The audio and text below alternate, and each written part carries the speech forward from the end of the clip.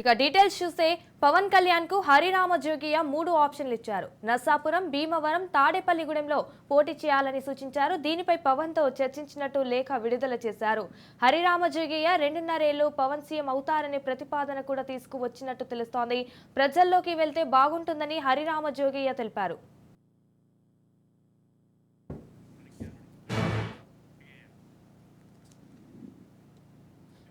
పవన్ కళ్యాణ్ కు హరిరామ జోగియ 3 ఆప్షన్లు ఇచ్చారు. నర్సాపురం, భీమవరం, తాడేపల్లిగూడెంలో పోటీ చేయాలని సూచించారు. దీనిపై పవన్ తో చర్చించినట్టు లేఖ విడుదల చేశారు హరిరామ జోగియ.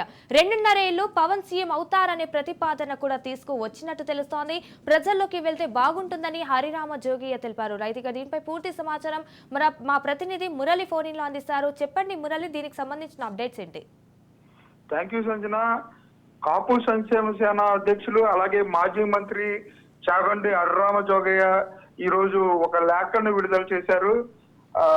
జనసేన అధినేత పవన్ కళ్యాణ్ ఆహ్వానం మేరకు మంగళగిరిలో వెళ్లి సుదీర్ఘంగా 2 గంటల పాటు చర్చలు జరిపాను.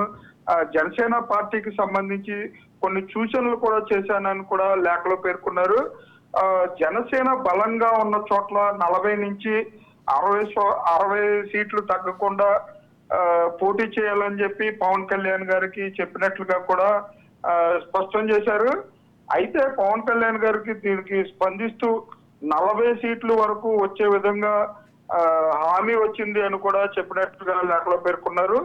పొత్తులో భాగంగా జనసేన టీడీపీ మధ్యలో అధికార పంపిణీ సవ్యంగా జరగాలని పవన్ కళ్యాణ్ గారిని కోరినట్లుగా కూడా చెప్పారు.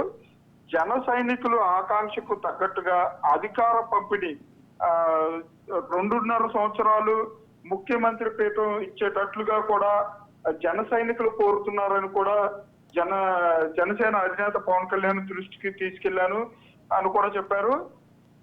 ముఖ్యంగా చూసినట్లయితే ఓట్లు చీలిపోకుండా ఉండేందుకు బీజేపీని కూడా కలుపుకొని ముందుకెళ్లాలని తాను సూచించినట్లుగా కూడా చెప్పారు. జనసేన టీడీపీ కూటమితో పాటు బీజేపీ కూడా కలిసి వచ్చే అవకాశాలు ఉన్నాయని చెప్పి పవన్ కళ్యాణ్ స్పష్టం చేసినట్లుగా కూడా హరిరామ జోగయ్య తన లేఖలో పేర్కొన్నారు Sanjana. Right, thank you for the updates Murali.